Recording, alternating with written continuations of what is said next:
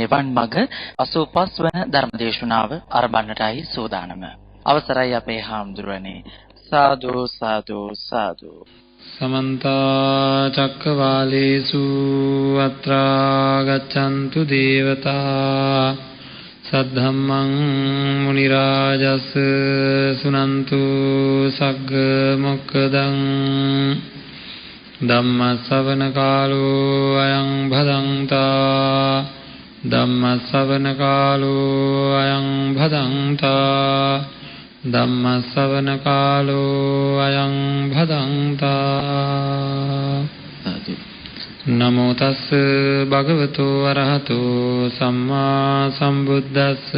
නමෝ තස් භගවතු අරහතෝ සම්මා සම්බුද්දස්ස. නමෝ තස් භගවතු අරහතෝ සම්මා සම්බුද්දස්ස. සබ්බේ සංඛාරා නිච්ඡාති යදා පඤ්ඤාය පස්සති යත නිබ්බින්දති දුක්ඛේ සමග්ගෝ විසුද්ධියා.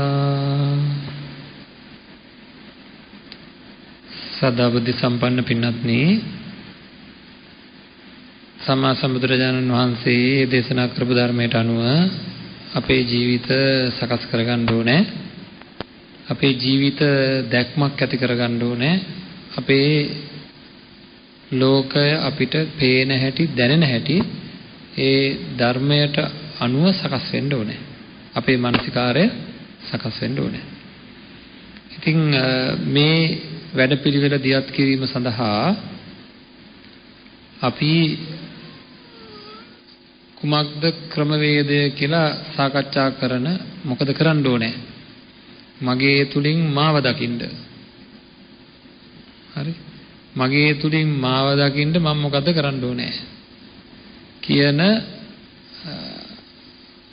කාරණාව සඳහා තමයි නිවන් මඟ කියන ධර්මදේශනා මාලාව සංවිධානය වෙන්නේ. ඉතින් නිවන් මඟ ධර්මදේශනා මාලාව මම හැමදාම මතක් කරනවා වගේ ප්‍රායෝගිකව කළ හැකි දෙයක් සාකච්ඡා කරන ධර්මදේශනා මාලාවක්. එහෙම නැත්නම් ධර්ම කරුණු දැන ගැනීම බොහොම වටිනවා.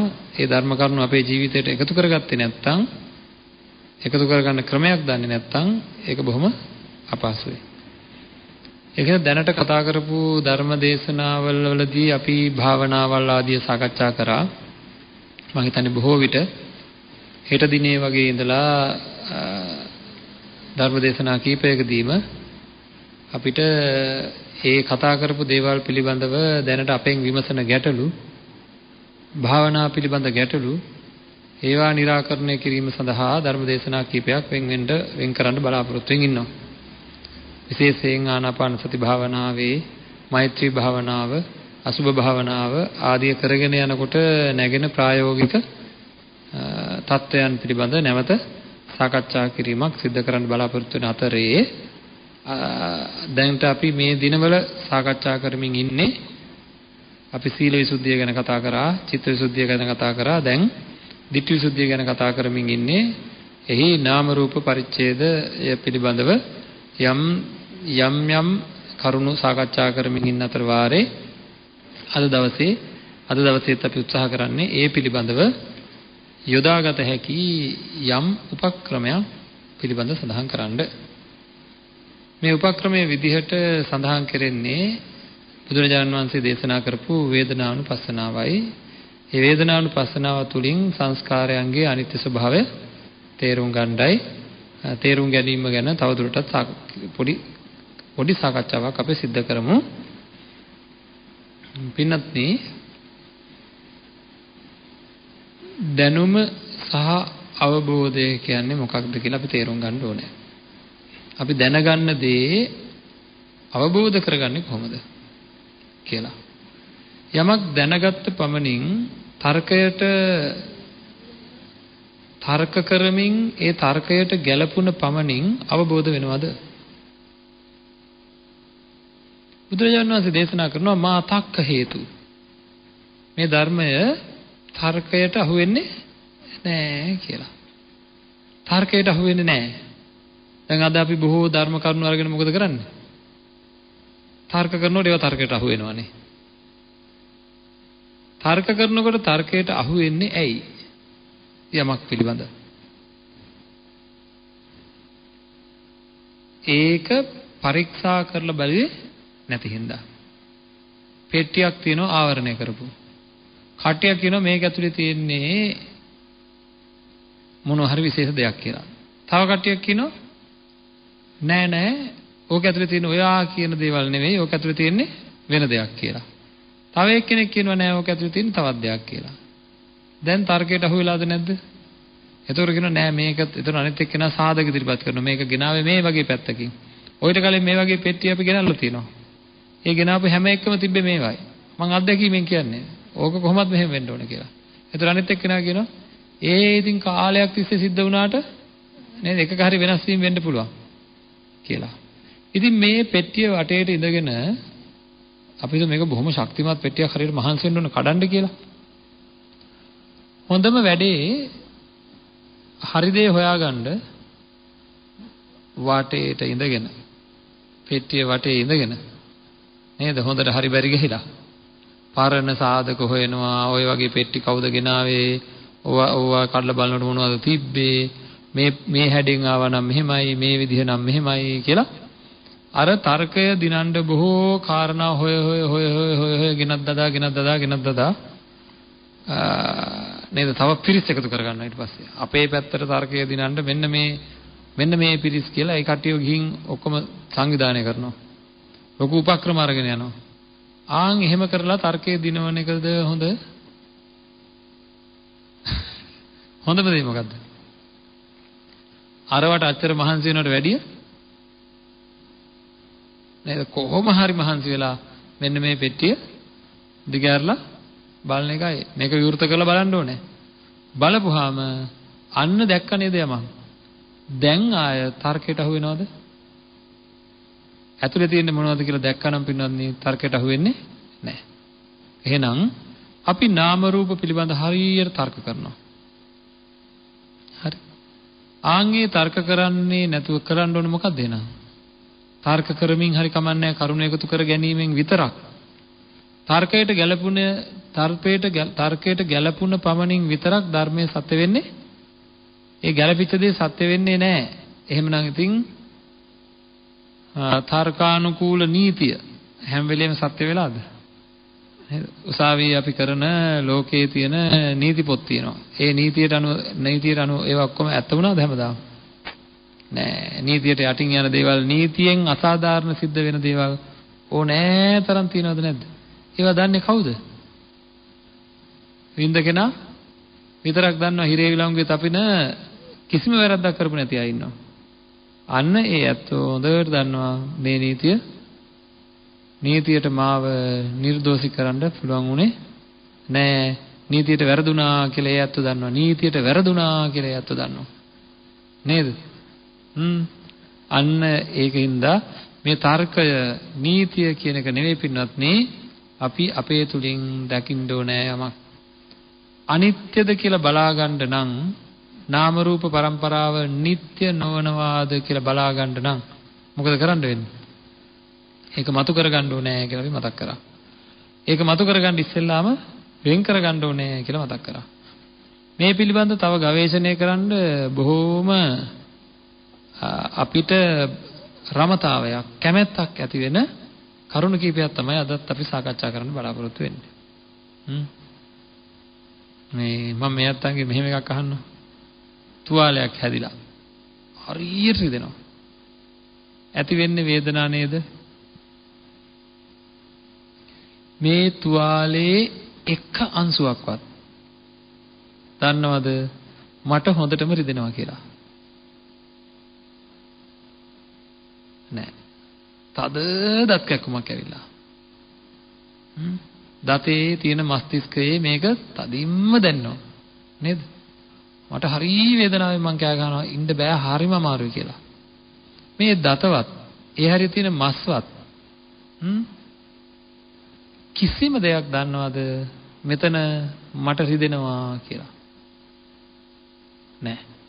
ස්නායු පද්ධතිය කියලා කියන්නේ රූප වලින් හටගත් දෙයක්ද නැද්ද? නේද?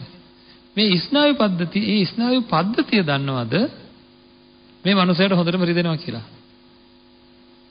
ඈ? නෑ. කවුද දන්නේ එතකොට?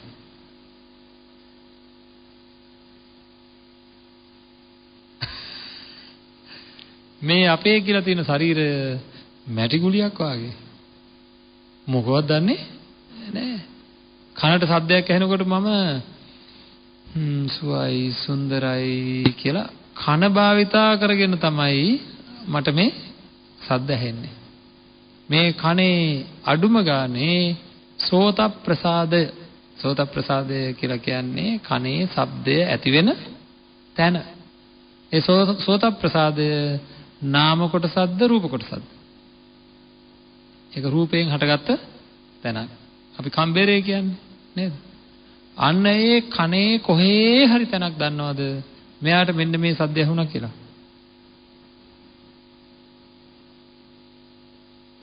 ඇහි කොහේ හරි තැනක් දන්නවද? මෙයාට මේ මෙන්න මේ රූපේ පෙවුණා කියලා. ඕ නේද? අපි වේදනාව ගැන කතා කරමුකෝ ආයතරය. මුළු ශරීරේ පුරාවට වේදනාව උපදිනවා පින්වත්නි. මේ ශරීරය කිසි දෙයක් දන්නේ නැහැ. මෙන්න මේ වේදනාවල් පිළිබඳව. මොකද කියන්නේ? එහෙනම් ශරීරය වෙනම එකක්, වේදනාව වෙනම එකක්. ශරීරය වෙනම එකක්, වේදනාව වෙනම හැදෙන එකක්. හවුද නැද්ද? නුවණින් බලන කෙනාට Taman දිහා හැරිලා ඒකාග්‍ර හිතකින් ඔන්න ඕක ප්‍රකටව වෙන් වෙලා පේන්න පටන් ගන්නවා. හරි. මට නොයේකුත් සංඥා උපදිනවා. එක එක ආකාරයේ හඳුනා ගැනීම අම්මාය, තාත්තාය, සහෝදරයාය, ඥාතියාය ඔය එක රතු පාට, නිල් පාට, කොළ පාට කිකි සංඥා උපදිනවා. අන්නේ උපදින සංඥා උපදිනකොට ඒවා උපදින එක්කෝ මේ මගේ තියෙන මේ මොළය හරි එක්කෝ මගේ හිත හරි මොකක් හරි එකක් කියන්නකො. මේ ශරීරය ආශ්‍රය කරගෙන ඔක වෙන්නේ ඔහොම එකක් වෙනවනේ. මම දැනගන්නවනේ මේ අපේ අම්මායි මේ අපේ තාත්තායි කියලා නේද? අන්න මේ රූපය දන්නවාද? ඔන්න ඔය සංඥාව උපදිනවා කියලා. නෑ නේද? එහෙනම් සංඥාව වෙනම එකක්, රූපය වෙනම එකක් නේද? දැන් ඔය දුක ඇති වුණාම එම පපුවට ගහ ගන්නවනේ කට්ටිය. දිඩින් ගාලා පපුවට ගහ ගන්නවා, ඔළුව ගිහින් කළු ගල වල ගහ ගන්නවා, බිත්ති වල ගහ ගන්නවා නේද? එහෙනම් දුක් ඇති වුණාම පපුව දන්නවද දුක් ඇති වුණා කියලා? දුක් වේදනා, මානසික දුක් වේදනා ඇති වුණා කියලා අපේ පපුව දන්නවද? දන්නවද? හරිද? මෙලෝ දෙයක් දන්නේ නැහැ නේද?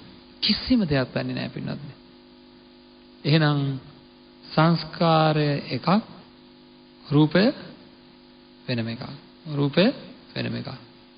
මට ඇහි පෙනීම ඇති වෙනවා. පෙනීමේ දැනීම තියෙනවා මගේ ඇහි චක්කු ප්‍රසාදයේ සකස් වෙනවා එක.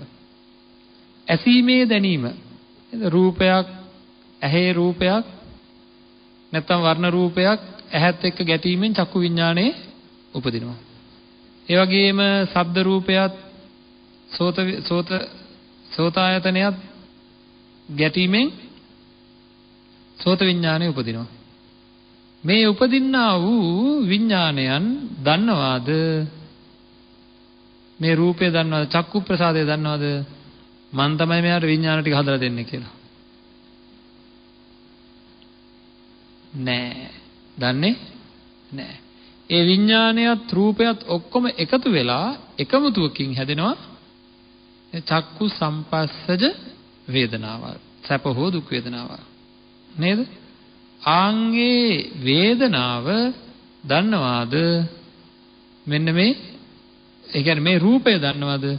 මාත් එක්ක එකතු වෙලා නේද? මාත් එක්කත් මිශ්‍ර වෙලා තමයි අන්න අරේර සැප වේදනාව හැදුනේ කියලා වේදනාව ගැන මේ රූපේ මොකුත් දන්නේ නැහැ. විඥානය ගැන දන්නේ නැහැ. සංකාරය ගැන දන්නේ නැහැ. මේ ශරීරය එහෙනම් මොකවත්ම දන්නේ නැති එකක්. මොකද කියන්නේ? අන්න විදර්ශකයාට මෙතන මේ තියෙන්නේ නාම රූප කියලා දෙකක් කියලා හොඳට වැටහෙන්න පටන් ගන්නවා. ඉතින් මම දැන් මේ අත්තන්ට කියනවා එහෙනම් දැන් ඕක තේරුම් ගන්න ඕක දිහා බලන්න කියලා. හරිද? මෙන්න මේක දිහා බලන්න කියලා මම කියනවා. මොකක් දිහාද? වේදනාව දිහා බලන්න කියලා. අපි එකක් ගමුකෝ. නේද? නාම කොටසේ තියෙන එකක් තමයි වේදනාව. මං කියනවා මේ අතන්ට වේදනාව දිහා හොඳට හිත යොමු කරගෙන බලාගෙන ඉන්න. ඒක වෙනස් වෙන හැටි කියලා. හරියට කොයි වගේද? අර තියෙන්නේ දැකලා තියෙනවද? උපකරණ තියෙන්නේ අර මේ මැරෙන්න එහෙම ගියාම. නේද? මැරෙන්න ගියාම අර දාන උපකරණ තියෙන ස්පිරිතාල වල ඒව දාපුවාම මොකද? දැන් තැන් වලට කෑලි කෑලි ගහලා දාපුවාම අර තිරේ බීපි ගාලා වැටෙනවා. එහෙම උඩ පල්ලෙහා යනවා වැටෙනවා නේද? අන්න ඒ වගේ මම නිකන් උදාහරණයක් කියන්නේ. මෙහෙම වටපිට බලනකොට. හරි? එතකොට කනට සද්දයක් ඇහෙනකොට, නාසයට ගන්ධයක් දැනෙනකොට, දිවට රසයක් දැනෙනකොට, ශරීරයට පහසක් දැනෙනකොට විතරක් නෙවෙයි මගේ මනසට එක එක ඒවා අතීත දේවල් මතක් වෙනකොට මොකද වෙන්නේ අපේ වේදනාවලට? අඩු වැඩි වෙනවද නැද්ද? එහෙනම් රූප ශබ්ද ගන්ධ රස ස්පර්ශ ධම්ම හමුවේ මේ උපකරණයේ උපදින වේදනා නේද? මේකේ උපදින වේදනා. සීතල හැදුනහම වේදනාවක් ඇති වෙනවා. නේද? තදින් සීතල දැනෙනකොට ඉඳකට යනවා වගේ වේදනාවක් ඇති වෙනවා. උෂ්ණ දැනෙනකොට නේද? එළියට පුපුරු ගහනවා වගේ වේදනාවක් ඇති වෙනවා. එතකොට එක දිගට යම්කිසි කෙනෙකුට මම කියනවා අර උපකරණේ අර නේද? ඇති වෙන මේ අඩු වැඩි වීම පේනවනේ දැන් අර මැරෙන්න ගිහිලා ඉන්නකොට අපි නේද කවදා හරි හෘද ස්පන්දනය හරි මොකක් හරි එක පෙන්වු කරනවා නේද? ඒ වගේ මෙන්න මේ වේදනාව ඇතිවීම නැතිවීම දිහා අපේ මානසිකාරයෙන් යොදවලා අපේ අරමුණ යොදලා දැන් මම මේක දැක්කහම මෙහෙමයි මේ දැන් මේ මල් පොකුර දැක්කහම මට සැප වේදනාවක් ඇති වෙනවා. හරිද? මේ බුලත් තෙප්පුව දැක්කහම ඊට වඩා වෙනස්ද නැද්ද? අර කඩු වෙලා නේද?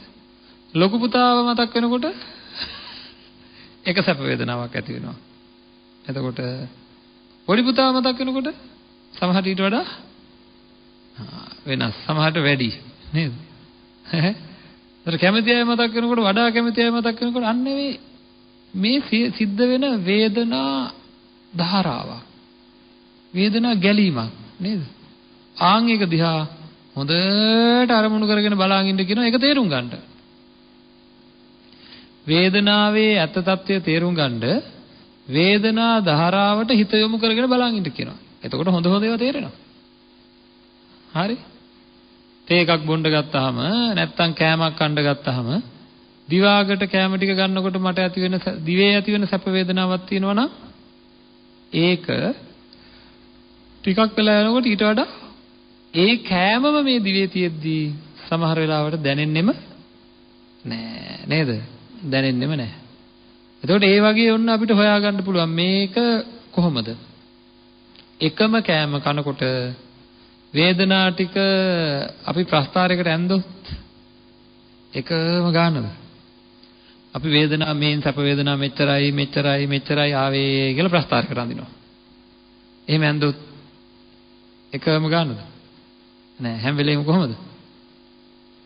හැම වෙලේම වෙනස් වෙලා. හැම වෙලේම වෙනස් වෙලා. ඉතින් ඕක අපි ගවේෂණය කරන්න ඕනේ, නිරීක්ෂණය කරන්න ඕනේ. ආන් එක නිරීක්ෂණය කරනකොට අපිටම වැටහෙනවා මේක හැම වෙලේම වෙනස් වෙන එකක් කියලා. මේ කැමැති කෙනෙක් දැකීමෙන් සිද්ධ වෙන්නේ සැප වේදනාවක්ද දුක් වේදනාවක්ද? සැප වේදනාවක්. හොඳට විශ්වාසද? දැකලා චුට්ටක් කළා යනකොට මොකද වෙන්නේ සමහර ලාවට?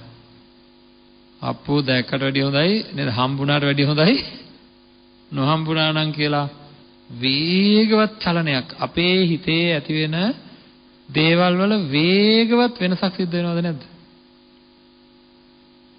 නේද?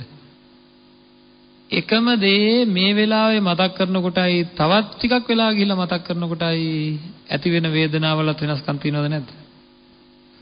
එකම දේ කනකොට එකම අවස්ථාවල හැම වේදනාවක් ඇතිවීම වෙනස් වෙනවා. තව ටිකක් මේක කතා කරමුකෝ අපි. මේ හුස්ම ගත්තද මෙච්චර වෙලා? මෙච්චර වෙලා හුස්ම ගත්තද කියලා අහුවොත් අපිට මොකද කියන්න වෙන්නේ? සමහර ඇත්තෝ කියනවා ඔව් ගත්තා.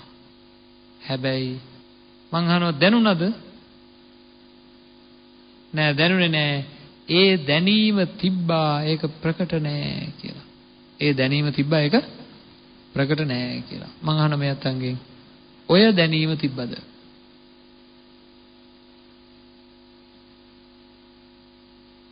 ඇසිපිය හෙළුවා මං දැන් අවුරුදු ගාණක්. දැන් ඔන්න කියනකොට මොකද වෙන්නේ? ආමෙන් දැනෙනව නේද? දැනෙනව නේද? ඒ පාර දැනෙන්න පටන් ගත්තා නේද? මෙච්චර වෙලා ඒ දැනීම තිබ්බේ නැද්ද? මෙච්චර වෙලාවක් ඒ දැනීම තිබ්බේ නැද්ද? තිබ්බා. හැබැයි තිබ්බා මට කියන්න බලන්න. ඒක තිබ්බා මට දැනුන්නේ නෑ. තිබ්බා දැනුන්නේ නෑ. දැනුන්නේ නැත්තම් දැනීම දැනුන්නේ නැත්තම් දැනීම කියන එක තිබිලාද? දැනීම කියන එක තිබිලා නෑ. ඒ කියන්නේ හරි. ඒ කියන්නේ ඒක තුල සැප වේදනාවක් හෝ දුක් වේදනාවක් හෝ අදුක්කසක වේදනාවක් එහෙනම් හැදිලා නෑ. දන්නවද වැඩේ? හුස්ම ගන්න හැම වාරයකම දැනීම හැදෙනවද නැද්ද? උගුරට හොරා බෙහෙත් බොන්න පුළුවන්ද? දැන් අපේ පස්තාපිරුලක් තියෙනවා උගුරට හොරා බෙහෙත් බොන්න බෑ කියලා. ධර්මානුකූලව බැලුවොත් උගුරට හොරා බෙහෙත් බොන්න පුළුවන්. කොහමද? හිත වෙන කොහේ හරි තියෙන්න ඕනේ. හරි. උගුරට හොරා කෑම කාලා නැද්ද? ඇයි? රූපවාහිනී බල බත් කන්න වෙලාවකට ගිහිල්ලා කාලා ඉවරනහම දන්නවද කෑවේ මොනවද කියලා සමහර දවස්වලට. නේද? ඉව කෙනා නෙවෙයි වෙන කෙනෙක් කෑවනම් හරිද? වෙන කෙනෙක් නම් කෑවේ ඔය අත්දැකීම නැද්ද කියන්න බලන්න. නේද? කාලා ඉවරනහම අහනවා මොනවද කෑවේ? ඔක්කොම ව්‍යංජන ටික මතක නැහැ. මතක නැහැ නෙවෙයි ආයෙ මතක් කරන්න බෑ ඒක කොහොමද? ඇයි? උගුරට හොරෙන් තමයි ගිහිල්ලා තියෙන්නේ. අතටත් හොරෙන් අල්ලලා තියෙන්නේ. අතට හොරෙන් අල්ලලා හරිද? මොකද අතට මේක දැනුනේ නැහැ. ඇයි ඒ දැනීම මොකක්වත් ආවේ නැහැ. ඇයි? ඔය දැනීම කියන්නේ වේදනාවනේ අපි නේද? වේදනාව හැදෙන්න මොනවද එකතු වෙන්න ඕන? පස්සපච්චය වේදනා. එතකොට ස්පර්ශය හේතු වෙනුයි වේදනාව හටගන්නේ. ස්පර්ශය කියන්නේ මොකද්ද? ඇහත් රූපයත් විඥානයේ එකතුවයි ස්පර්ශය. ඇහැයි රූපයයි විතරක් ගැටුණාට එතන විඥානය හටගත්තේ නැත්නම් අන්න මෙතන ස්පර්ශය සිද්ධ වෙන්නේ නැහැ. එහෙනම් පින්වත්නි යමෙක් තේරුම් ගන්නවා මේ ජීවිතය ගැන වෙනස් අදහසක්. මං හිතාගෙන ඉන්නේ එක දිගට මට මේ හුස්ම ගන්න වේදනාව තියෙනවා ඒක දැනෙන්නේ නැහැ කියලා. දැනෙන්නේ නෙවෙයි ඒ වේදනාව නැත්තටම නැහැ. කොහෙවත් හැදෙන්නේ නැහැ. කොහෙවත් හැදෙන්නේ නැහැ. හරිද? ඒ කියන්නේ අපිට මේ අපි ඉඳලා තමයි හුස්ම ගන්න වේදනාව හුස්ම ගන්නවා අපි ඒක වෙනම කතන්දරයක්. හුස්ම නිසා ඇති වෙන වේදනාව ඉඳලාවත් වෙලාවක හුස්ම මතක් වෙච්ච වෙලාවක ඇති වෙලා නැති වෙලා යනවා. හරිද? එතකොට මේක ගැන අපිට තියෙන සම්පූර්ණ සංකල්ප උඩු යටි කරු යනවද නැද්ද? හරියට වේදනාවයි රූපයයි වේදනාවයි වෙන් කරගත්ත කෙනෙකුට අපේ පින්නත්නි මේකම 아무තු විදිහට දැනෙන්න පටන් ගන්නවා. හරිද? සම්පූර්ණයෙන් මේ ශාරීරික ක්‍රියාකාරීත්වය ඇත්ත තත්ත්වයෙන් දැනෙන්න පටන් ගන්නවා. අපි මේවා හෙව්වේ නැහැ. අපි මේවා ගවේෂණය කළේ නැහැ. ගවේෂණය කරන කෙනෙකුට ඔන්න ඔය දෙක වෙන් වෙලා මේ රූප මේ මැටි ගුලිය වගේ තියෙන මේ ශරීරය මොකවත් දන්නේ නැහැ. මොකක්වත් දන්නේ නැහැ. හැබැයි ශරීරයේ නැතුව වේදනාව හැදෙන්නේ නැහැ. හැදෙන්නේ නැහැ. ඒකයි වැඩේ. නේද? තුවාලේ වේදනාව හට ගන්න විදිය දැන් දැනගන්න ඕන. කොහොමද හටගන්නේ? නේද? ඒ රූපයත් කාය ප්‍රසාදයට රූපේ ගැටීමෙන් නේද? ඒකින්ද උපදින්නා වූ කාය විඥානයත් ඒ තුනේම එකතුවෙන් හටගන්න ස්පර්ශය නිසා තමයි ස්පර්ශය නිසා තමයි මේ තුවාලේ වේදනාව හටගන්නේ කියලා අපි තේරුම් ගන්න ඕන දැනගන්න ඕනේ. හැබැයි මේ කාය තුල ඇතිවෙච්ච ඒ කාය විඥානයකුත් කියලා එකක් තියෙනවා. කාය ප්‍රසාදය තුල ඇතිවෙන ඒ කය මොකවත් දන්නේ නැහැ. එහෙනම් මේ දෙන්නට දෙන්නා එකතු වෙලා තමයි මේ වේදනාව හැදෙන්නේ. නමුත් මේ දෙන්නා මිශ්‍ර වෙන්නේ නැහැ. දෙන්නාගේ එකතුවෙන් හැදෙනවා. නමුත් මේ දෙන්නා මිශ්‍ර වෙන්නේ නැහැ. මොකද්ද අපි ඔකට කියන උදාහරණය? අන්ධෙක් සිටි කොරෙක් සිටි. දෙන්නට දැන් ගමනක් යන්න පුළුවන්. කොහොමද? අන්ධයාට කකුල් දෙක හොඳට තියෙනවා, කොරාට ඇස් දෙක හොඳට තියෙනවා. මොකද කරන්න ඕන? අන්ධයාගේ කරේ නගිනවා කොරා. දැන් අරයා කියනවා මෙයා යනවා. දෙන්න එකතු වෙලා වැඩේ කරා කියලා දෙන්න එක්කෙනෙක් වෙනවද? නෑ. ඒ වුණාට දෙන්න එකතු වෙලා තමයි වැඩේ කෙරෙන්නත් ඕන. අන්න ඒ වගේ මේ ඇහත් රූපයත් කියන දෙක නැත්නම් මේ නාම රූප කියන ඒවා වෙනම හැදෙන්නෙත් නෑ. ඒ වගේම වෙනම හැදෙන්නෙත් නෑ. දෙන්න එකතු වෙලා තමයි මේ වැඩේ කෙරෙන්නේ. ඒ කියලා දෙන්න එකතු වෙන්නෙත් නෑ. ඒ කියලා දෙන්නගේ එකතුවකුත් නෑ. තේරුණාද? එතකොට මෙන්න මේ ලක්ෂණය අපේ තුලින් අපි මොකද කරන්න ඕනේ? මේ ලෝකයේ මම සැරිසරනකොට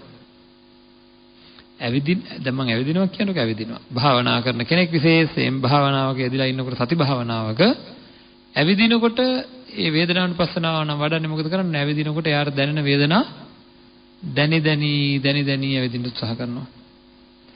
එතකොට ඇවිදීමේදී එයාට ඇතිවෙන වේදනා අර මැෂින් එකේ බැලුවා වගේ නේද? කොච්චර වැඩි වුණාද අඩු වුණාද කියලා ගවේෂණය කරමින් ඇවිදින්නේ මේ. හරි? කතා කරනකොටත් එහෙමයි, හිනහ වෙනකොටත් එහෙමයි, කවුරු හරි දකින්නකොටත් එහෙමයි, තවගේ ශරීරයට අදාළ හැම දෙයක්ම කරගන්නකොටත් එහෙමයි. වතුර ටිකක් බොනකොට පවා. හරි? හැම වෙලේම යම් කිසි කෙනෙක් වතුර බොනකොට පින්නන්දි පොඩ්ඩක් හිතලා බලන්න මොහොතක්. වතුරේ වීදුරුවට අත තියපු වීදුරුවට හිත යවලා වීදුරුව දැනෙනකොටත් රස දැනෙනකොටත් දෙක වෙන් වෙන්න සිද්ධ වෙන්නේ. හරිද? හොඳට බලන්න ගෙදර ගිහිල්ලා මේවා කරලා නිකන්. හරි. දැන් ඔය ඉන්න ගමන් බලමුකෝ අපි ආයෙ මොකවත් ඕනේ නැහැ. දැන් ඔය ඉඳගෙන ඉන්නකොට ශරීරය පොළොවට තද වෙලා තියෙනවා. ඔය පුටු වලට තද වෙලා තියෙනවා. ආන්ගේ ස්පර්ශ වෙලා තියෙන තැන් වල වේදනාවක් තියෙනවද නැද්ද? නේද? ආයෙ දැන් ඒක රිදීමක් තියෙනවා, රත් වීමක් වගේ තියෙනවා. හා. ඒක දැන් ඔන්න මං කිව්ව ගමන් දැනෙනවා. හා. දැන් මං කියනවා ආයෙ SP හෙලනවා කියලා. දැන් SP හෙලනවා දැනෙනවා. ඒක දැනනකොට අරක දැනෙනවද? නේද? ඒකත් එක්ක මං හුස්ම ගන්න කතාවක් කියනවා. දැන් හුස්මට මං හිත යවුවා. හුස්මට හිත යනකොට අර දෙක දැනෙනවද? නෑ. නේද? මේ වගේ ඒ වේදනාවක හට ගැනීමේ ධාරාව නැත්තම් ගැලීම, ඒ ගැලීම සිද්ධ වෙන විදිහ ගැනම හිත යොමු කරගෙන ඉන්නවා. ඒක තුලම ඉන්නවා. ආන්ගේ ඉන්න කෙනාට මේ වේදනාව ටික වෙලාවක් යනකොට ප්‍රකට වෙනවා. මොකද්ද? ඇති වෙනවා නැති වෙනවා කියලා. ඇති වෙනවා නැති වෙනවා කියලා සම්පූර්ණයෙන් ප්‍රකට කරගන්න පුළුවන්.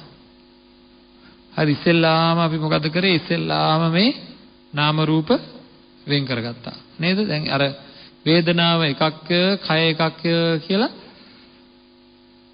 අපිට දැනෙනවා කියන්නේ අපි අවබෝධාත්මකව මේක වෙන් කිරීමක් කරගත්තා. එහෙම නේද? හරි. ඒක දැනුණාට පස්සේ මොකද වෙන්නේ?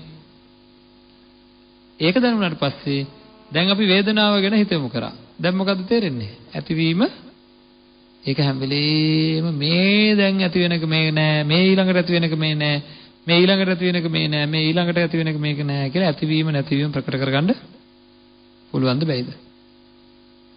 දැන් මේ දැනගත්ත දේ මොකද කරන්න ඕන? තේරුම් ගන්න ඕනේ. තේරුම් ගැනීම සඳහා අන්න ඒ වේදනාව අනිත්‍යද කියලා තේරුම් ගන්න නම් මොකද කරන්න වෙන්නේ? ඒ වේදනාව නිරීක්ෂණය කරන්න ඕනේ. හොඳයි. මම දැන් කිව්වොත් ඒක කරමු කියලා. ඉන්නකෝ කියලා නේද? ඉන්නකෝ කියලා මොකද කරන්නේ? ඔන්න දැන් පටන් ගන්නවා. නේද? ඇයි? මේ වෙලාවේ මේක කරමු කියලා මායි මේ ඇත්තෝ ඔක්කොමලා පටන් ගත්තොත් මොනව වෙයිද? අනිවාර්යයෙන් මට නම් නිින්ද යනවා. ඇයි? නේ දැන් ඈනුන් දෙක තුනකුත් යන්න ආවා. නේද? ඒ මොකද එක්කෝ ශාරීරික වශයෙන් ඇති වෙච්ච එකක් එහෙම නැත්තම් තීන මිද්දයට යට වෙනවා හුඟක් අය. ඊළඟට මොකද වෙන්නේ? තීන මිද්දයට යට වෙලා ඔන්න දුර්වල වෙලා මේක කඩාගෙන වැටලා. එහෙම නැත්තම් මොකද වෙන්නේ? අර වේදනාවට හිත යොමු කරන් ඉන්න බෑ කොහෙද යන්නේ හිත? ඔව් ඔක්කොම පැත්තක තියලා ගිහින් නේද? ගිහින් කොහෙද? ගෙදර ගිහින් එක එක්කෙනාගේ වචනවල ගිහිල්ලා හරිද පරණ ඒවා පරණ රූප ශබ්ද ගන්ධ රස ස්පර්ශ වල ආංගින් හැපි නොයසරයක් නේද? එහෙම නැත්නම් මම මේ වේදනාව ගවේෂණය කරන්න කියලා එක එක්කෙනා දිහා බැලුවා. මනසින් හරි ඇත්තටම හරි. බලපුවම මොකද උනේ? එතන ගිහින් හිටලා. මෙතන මේ වේදනාව ගැන අවධානය යොමු කරන්න බෑ. එක එක්කෙනා මතක් කරගෙන බැලුවා. කැමති කෙනෙක් මතක් කරගන්නකොට මේක වෙනස් වෙනවා. අකමැති කෙනෙක් මතක් කරගන්නකොට මේක වෙනස් වෙනවා. දැන් මෙතන තියෙන උපකරණය කියලා හිතන්න මේ වේදනාව හැට ගැනීම මේ ශරීරේ පුරාවට එක ඉන්ද්‍රියන් තුල වේදනාව හට ගැනීම නිරීක්ෂණය කරන්න කිව්වහම මට මොකද කරන්නේ? මේ හිත භාවිතා කරගෙන ඒක කරන්න බෑ. හිත මේ වේදනාවේ නවතින්නේ නැහැ කියලා මම කීප වතාවක් කිව්වා. නේද? මීට කලින් ධර්ම දේශනාවලදී අපි බොහෝ වශයෙන් සාකච්ඡා කරා මේ නවතින්නේ නැති එකයි ප්‍රශ්නේ තියෙන්නේ. මම නවත්තන්න හදනවා මේක වේදනාව අත විඳින්න නවතින්නේ නෑ. ඇයි ඒ නවතින්නේ නැත්තේ? බොහෝ තැන්වල විසිරෙන හින්දා. ඒ නවතින විදියට හදා ගැනීම කුමන විසුද්ධියද? චිත්ත විසුද්ධියයි. ඒකට කියනවා චිත්ත විසුද්ධිය. ඒ ගැන අපි බොහෝ දේවල් කතා කරා. එහෙනම් චිත්ත විසුද්ධියෙන් පෝෂණය වෙච්ච කෙනෙකුට, ඒ කියන්නේ චිත්ත විසුද්ධිය ඇති කරගත්ත කෙනෙකුට මෙන්න මේ වේදනාවට සමවැදෙන්න පුළුවන්කම තියෙනවා. වේදනාවට සමවදින්න පුළුවන්කම තියෙනවා. ඉතින් මේක එකපාරටම කරන්න බෑ. හරිද? මේ බලන්න අපේ හිත පුහුණු කරන්න ඕනේ. මම මේකට පොඩි උදාහරණයක් කියන්නම්. ඒක සාධාරණ උදාහරණයක්. අපි දැකලා තියෙනව නේද? සමහර මේ යන්ත්‍රෝපකරණ තියෙනවා ලොකු. අපිව දැම්මා කියලා හිතන්නකො මොකක් හරි ලොකු කම්පැනි එකකට. ලොකු ආයතනයකට මම රස්සාවකට ගියා. ගියාම මට කරන්න තියෙන්නේ දැන් මැෂින් එකකින් වේගෙන් එන නිෂ්පාදන ගැලීමක් තියෙනවා. අපි කියන්නේ ප්‍රොඩක්ෂන් ලයින් එකක් කියලා. නේද? අපි හිතමු සබන් කෑලි කියලා. දැන් මේකේ පොලිමර දැකලා තියෙනවද? අපි කියන්නේ මොකද්ද පටිය දිගේ යනවා කියලා නේද? බෙල්ට් එකක් දිගේ යනවා මේ සබන් කෑලි පොලිම. දැන් මට තියෙන රාජකාරිය තමයි මේ වේගෙන් යන සබන් කෑලි වල සීල් එක තියෙනවද කියලා බලන්න ඕනේ. ආයතනයේ සීල් එක වැදිලා එන්නේ. හරිද? දැන් මට දීලා තියෙන රස්සාව තමයි මේකේ සීල් තියෙනවද කියලා බලන්න ඕනේ. දැන් මේක වේගෙන් යනවා. මං ගිය දවස්වල මොනවා වේද? මේක යන වේගය හැටියට මට බලන්න හම්බෙන්නේ හුඟක් වෙලාවට 10කට එකක් විතර තමයි. මං ගිහින් බලනවා. මට බලන්න හම්බෙන්නේ 10කට එකයි. ඒකින්ද මම මේ වැඩේ අතහැරලා දාලා මම යනවා යන්න කියලා ගියාට හරියන්නේ නැහැ. මොකද්ද කරන්න ඕන? එතකොට දක්ෂ කෙනෙක් ඇවිල්ලා පෙන්නනවා එයාට හැම එකක්ම බලන්න පුළුවන්. එයාට අක් ගාලා නැති එක මොකද එයාට වේගෙන් බලන්න ඒක පුරුදු කරන්න ඕන. නේද? දැකලා තියෙනවද නේද? සමහර ඒවා වේගෙන් පුරුදු කරපු අය හරි වේගෙන් මේ වැඩේ කරගෙන යනවා. හරිද? අන්න ඒ වගේ මේ ගලන නිෂ්පාදන ධාරාවේ නැත්නම් නිෂ්පාදන පේළිය මේ ගලාගෙන යන පටියේ 10කට සැරයක් විතර මට එක සබන් කෑල්ලක් පරීක්ෂා කරන්න හම්බුණා. මං ටිකක් තව හොඳට පුරුදු කරොත් 5කට සැරයක් විතර පුළුවන් වෙයි. තව හොඳට පුරුදු කරොත් 2කට 3කට සැරයක් වගේ පුළුවන් වෙනවා. හොඳටම පුරුදු කරොත් හැම එකකම බලන්න පුළුවන් වෙනවා. අන්න ඒ වගේ ඉස්සෙල්ලාම පටන් ගත්ත කෙනාට වේදනාව නිරීක්ෂණය කරන්න පටන් ගන්නවා. වේදනා ලක්ෂ 5ක් විතර හැදෙනකොට එකක් තමයි නිරීක්ෂණය කරන්න පුළුවන්. හරිද? ඉතින් නමුත් ඒ උත්සාහය අතාරින්නේ නැහැ. ඒකට බාධා බොහෝමයි. වේදනාව පරීක්ෂා කරන්න කියලා කවුරු හරි කෙනෙක් දිහා බලපුවම වේදනාව පරීක්ෂා කරන එක අමතක වෙලා එතන රැඳෙනවා. නේද? මතක් කරනකොට දැන් අපිට මේ ඇහැ කන නාසය දිව ශරීරය භාවිතා කරලත් වේදනාවල් ඇති වෙනවා. ආයිට අමතරව මනෝ සංපස්සේ හින්දා වේදනාවල් ඇති වෙනවා. නේද? ලොකු පුතා මතක් වෙනකොට ඇති වෙන වේදනාව එකක්, පොඩි පුතා මතක් වෙන ඇති වෙන වේදනාව වෙන එකක් කියලා මං කිව්වා. ඇත්තටම එකම කෙනෙක් දිහා අද දකින්නකොට ඇති වෙන වේදනාව ඒ කෙනාව මම හදිස්සියේවත් අසුභාකාරයට විදර්ශනා කළොත් දැන් මොකද වෙන්නේ? අර ඇති වෙන සැප වේදනාවක් තියෙනවා නම් ඒක අඩු වෙලා උපේක්ෂාවට වැටෙනවා. නේද? උපේක්ෂාවට වැටෙනවා. ඉතින් ඒ බලන්න මේවා ගොඩ දේවල් අධ්‍යයනය කරගන්න පුළුවන් වෙනවා. විශේෂයෙන්ම මෙන්න මේ වේදනාව කියන සංස්කාරය, වේදනාව කියන සැකසීම හැම නිමේෂයකම මට ඕන හැටියට හැම නිමේෂයකම ඇති වෙනවා නැති වෙනවා ඇති වෙනවා නැති වෙනවා ඇති වෙනවා නැති වෙනවා කියන දැක්ක කෙනා දැන් ඊළඟට දකින්නේ මොකද්ද? ඒක තුලින් ඒක හැම වෙලේම ඇති වෙනවා නැති වෙනවා ඇති වෙනවා නැති වෙනවා. ඒ මදිවට ඊළඟ සැරේ එක මේ වෙලාවේ හැදිච්ච විදිහට නෙවෙයි ඊළඟ සැරේ. එහෙනම් මොකද්ද? වෙනස් වෙනවා. එහෙනම් වෙනස් වෙනවා. මේ මොහොතේ තියෙන විදිහට නෙවෙයි ඊළඟ මොහොතේ ඒක වෙනස් වෙනවද නැද්ද? එහෙනම් නිට්ටයද අනිත්‍යද? අනිත්‍යයි නේද? එහෙනම් හැම නිමේෂයකම අනිත්‍යයි. හැම නිමේෂයකම අනිත්‍යයි. මේ බලන්න මේක කොච්චර ප්‍රකටද කියලා. ඉන්නත් නේ කවුරු හරි කෙනෙක් තමන් ලොකු ජයග්‍රහණයක් ලබා ගන්නවා. අපි හිතමුකෝ විභාගයක් පාස් වුණා කියලා. දැන් විභාගේ සමත් වෙලා සාර්ථක ලොකු සන්තෝෂයකින් එයාගේ අයියට හරි අක්කට හරි ගොඩාක් හිතවත් කෙනෙකුට දුරකථන ඇමතුමක් දීලා මේක කියනවා. හරි. කියනකොටම අරයා ඒ පැත්තෙන් කිසි ප්‍රතිචාරයක් දක්වන්නේ නැහැ. දැන් මෙච්චර වෙලා තිබ්බ සැප වේදනාවට මොකද වෙන්නේ? ඈ? දැන් විභාගයේ සමත් වීම සැප වේදනාවක් වුණා. දැන් එකපාරටම දැන් විභාගේ සමත් වුනේ නැත්නම් ওই පස්සේ හැදිච්ච දුක් වේදනාව හැදෙන්නේ නැහැ නේද? එහෙනම් දුක් වේදනාවක් වුණා. මං අහනවා මේ අතංගේ කිසිම දෙයක් ගැන විශ්වාසයක් තියන්න පුළුවන්ද මේ ලෝකේ? මේ ලෝකේ ඔය විදිහට බැලුවොත් මගේ පරම බලාපොරොත්තුව මොකද්ද? සැප වේදනාවක් ඇති කරගන්න නේද? සැප වේදනාවක් ඇති කරගන්නනේ හැම වෙලේම අපි බලන්නේ ඇහැ කරන ආසය දිව ශරීරය හඳා ශරීරය හරහා සැප විඳින්න නේද? ඒ සැප වේදනා ඇති කරගන්න අපි ආදරේ නම් අනිත් අයට උදව් කරනවා. දන්නවද? ඒ මොකද මට වගේම අනිත් අයටත් කියලා ආදරේ නම් මෛත්‍රිය නම් උදව් කරනවා. ඒකින්ද අපි කවුරු හරි දැක්ක ගමන් මොනවද වැඩියෙන් දෙන්නේ? ළමයෙකුට එහෙම ආදරේ නම් පුතේ මේකත් කණ්ඩ තව කණ්ඩ කියලා නේද? තමන්ගේ අම්මා තාත්තටයි ඔක්කොට මොකද කරන්නේ? ආදරේ නම් දෙනවා. අර කට ඇතුලෙන් දානවා. මොකද ඒක එක අර්ථයයි තියෙන්නේ. මොකද්ද? ජීවත් කරවන්නද? ජීවත් කරවන්න නම් බොහොම ටිකයි ඕන වෙන්නේ. මෙච්චර මේ කැම જાති මේ කට ඇතුලෙන් රිංගවන්නේ මොකද අනිත් අයගේ? තව ටිකක් කන්න කියලා. මොකද දිවෙන් දිවහරහා යනකොට ඇති වෙන නේද? සැප වේදනා, චූටි සැප වේදනා ඇති වෙලා නැති වෙලා යනවා. ආන් ඒකට හදලා දෙන්න අපි මේ දඟලන්නේ. හවුද නැද්ද? බලන්න පින්නන්නේ අන්න ඒ ටික හදලා දෙන්න තමයි ඔය දඟලන්නේ. හවුද නැද්ද? ඒකට තමයි මේ ආදරයට කණ්ඩ දෙනවා කියන්නේ ඒකයි. අන්තිමට බඩවල් ලොකු වෙලා, මහත් වෙලා, කිලෝ නේද 80ක් වෙලා, 90ක් වෙලා, 100ක් වෙලා හරි අමාරුවේ යන්නේ පව් කරපු වැඩේ. නේද? අන්තිමට ඒක අරන් යන්න ගිහිල්ලා සැප වේදනා අරගන්න වැඩියෙන් අරගන්න ගිහිල්ලා දැන් මොනවද ඇවිල්ලා තියෙන්නේ? දුක් වේදනා ඇවිල්ලා අරයට. නේද? දැන් ආදරේ නම් මොකද කරන්න ඕන? ආදරේ නම් කණ්ඩ දෙන එකද හොඳ නොදෙන එකද? නෑ නොදී ඉඳලා හරියන්නේ නෑයි. එහෙනම් අම්මෙක් දරුවෙකුට තාත්තෙක් දරුවෙකුට දරුවෙක් අම්මෙකුට තාත්තෙකුට ආදරේ නම් දෙන්න ඕන කොහොමද කෑම?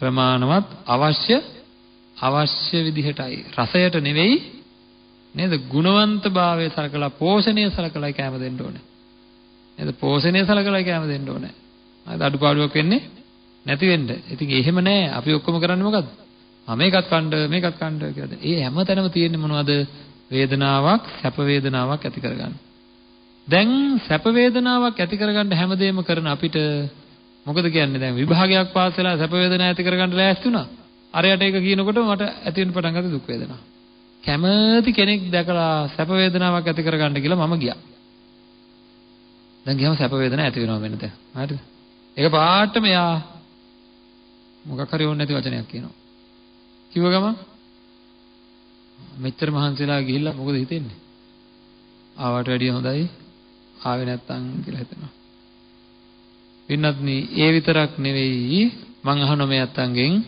සැප වේදනාව කියන එක කැමති කෙනෙක් දැකලා නේද ඔය සැප වේදනාව කියන එකේ ප්‍රබලත්වයක් දුබලත්වයක් අත්දකින්නවද මං කිව්වේ ආදරය වැඩි කෙනෙක් නේද දකින්නකොට ඇති වෙන සැප වේදනාවක් තියෙනවා ඒකත් එක්කම මිශ්‍ර වෙච්ච තවත් පීඩනයක් අත්දැකලා නැද්ද මොකද්ද මෙයාව පවත්ත ගන්න ඕනේ නේද වෙනස් වෙන්න දෙන්නේ නැහැ චුට්ටක්වත් වෙනස් වෙන්න දෙන්නේ නැහැ කොහොම හරි ආරක්ෂා කර ගන්න ඕනේ කියලා පීඩනයක් තේරිලා නැද්ද නේද එහෙනම් ඒ සැප වේදනාව සම්පූර්ණද නෑ සැප වේදනාව සම්පූර්ණ සැප වේදනාවක් නෙවෙයි නේද අන්න බලන්න අන්නේ සම්පූර්ණ නෑ හැම වෙලේම මේක මිශ්‍ර වෙච්ච එකක් ඇයි ඒ අනිත්‍ය ස්වභාවයෙන් හින්දා නේද අනිත්‍ය ස්වභාවයෙන් හින්දා ඇති වෙන සැප වේදනාව නැවත නැවත වෙනස් වෙනවා අන්නේ සැප වේදනාවේ තියෙන වෙනස් වීම හින්දා අපි ලොකු දුකකටපත් වෙනවා නේද ආන් එකට කියනවා සැප වේදනාවේ විපරිණාම දුක්ඛය කියලා ඒක හැම වෙලේම තියෙනවා සැප වේදනාවක් හටගන්න එකත් එක්කම තියෙනවා ඒක පවත්වා ගන්න අපි ලොකු උත්සාහයක් ගන්නවා ඒක පවත්වා ගන්න බැරි වෙයි කියන බය ඒකත් එක්කම තියෙනවා ඉතින් අන්නේ විදිහට දැන් ඕකේ ඇතිවීම නැතිවීම තේරුම් ගත්ත ඇත්තෝ පින්වත්නි ඒ අයට ඇතිවීම නැතිවීම තුලින් මොකක්ද තේරෙන්නේ අනිත්‍ය ලක්ෂණය ඔය විදිහට මේ ඇතිවීම නැතිවීම තුලින් දුක්ඛ ලක්ෂණය ඇතිවීම නැතිවීම තුලින් අනාත්ම මට ඕන හැටියට කෙටියෙන් කියනවා නම් ඔය වේදනාවේ ඇතිවීම නැතිවීම වෙන්නේ මට ඕන හැටියටද නෑ වෙනස් වීම වෙන්නේ මට ඕන හැටියටද නෑ නේද මට මොකක් කරන්න බෑ මං කැමති විදිහට ඒක වෙනස් වෙන්නෙත් නෑ මං අකමැති විදිහට වෙනස් වෙන්නෙත් නෑ මොකද ඒක වෙන්නේ හේතුන් අනුව හේතු සකස් වෙලා තියෙන විදිහ අනුව සැප වේදනා දුක් වේදනා හටගන්න. ඉතින් ඔන්න ඔය විදිහට මේක විදර්ශනා කරගන්න අපිට තමන්ගේ ජීවිතය ගැන වෙනදා තිබ්බ හැඟීමට වැඩිය වෙනස් හැඟීමක් මේ ශරීරය මොකවත් දන්නේ නැහැ කියලා. නේද? රාග ආදී කෙලෙස් ධර්මයක් මේ වගේ විදර්ශනාවකට ලක් කරලා බැලුවොත් එහෙම නිකම් මැටි ගුලි දෙකක හැප්පීමක් විතරයි. නේද? මෙතන නාම දෙකක එකතුවක්ද කියලා ඇති වෙන අදහසක්. නමුත් නාම પરම්පරාව ගැන විමසලා බැලුවොත් ඒකෙත් අහුසීමක් තියෙනවා. ඒකින්ද මට මාව තේරුම් ගන්න මම බණ පටන් ගද්දි කිව්වා නේද? මට මාව තේරුම් ගන්නයි බුදුරජාණන් වහන්සේ දේශනා කරපු ධර්මය. මම මාව තේරුම් ගත්තොත් ලෝකෙම තේරුම් ගත්තා වෙනවා. හරිද? ඒකින්ද විශාල කාර්යයක් සිද්ධ කරන්න පුළුවන්කම තියෙනවා. වැරදීමක් හින්දා දුක් විඳින අපි වැරදීම නිවැරදි කරොත් දුක් ඔක්කොම නැති වෙනවා. ඇයි? අවිද්‍යාව හින්දායි තණ්හාව ඇති වෙන්නේ. තණ්හාවයි දුක සකස් කරන්නේ. අවිද්‍යාව කියන්නේ නොදැනීම, වැරදීමක්. වැරදි විදිහටයි දැනෙන්නේ. ඉතින් මෙන්න මේ ටික සකස් කරගන්න සම්මා සම්බුදුරජාණන් වහන්සේ අපිට ධර්මය දේශනා කරා. එවැනි උතුම් ධර්මයකට අනුව මගේ ජීවිතය සකස් කරගෙන මේ ජීවිතය සුවපත් කරගන්නවා. අතුලාන්ත අවබෝධය ওই විදිහට අවබෝධ වුණාම වෙනදා ඇති වෙන දුක් ඇති වෙන්නේ නැති වෙලා යනවා. මේක මට අයිති දෙයක් නෙවෙයි කියලා දැනලා. ඒක නිසා අතුලාන්ත අවබෝධය සඳහා බුදුරජාණන් වහන්සේ දේශනා කරපු ධර්මයට අනුව කටයුතු කරලා මේ ජීවිතය සුවපත් කරගෙන සසර ජීවිතය සුවපත් කරගෙන මමත් උතුම් නිවනින් සැනසෙනවා කියන අදිෂ්ඨානය ඇති කරගන්න. ආකාසට්ටා චුම්මට්ටා දේවා නාග මහිද්దికා පුඤ්ඤන්තං අනුමෝදිත්වා චිරං රක්ඛන්තු ශාසනං චිරං රක්ඛන්තු දේශනං චිරං රක්ඛන්තු මං පරන්ති.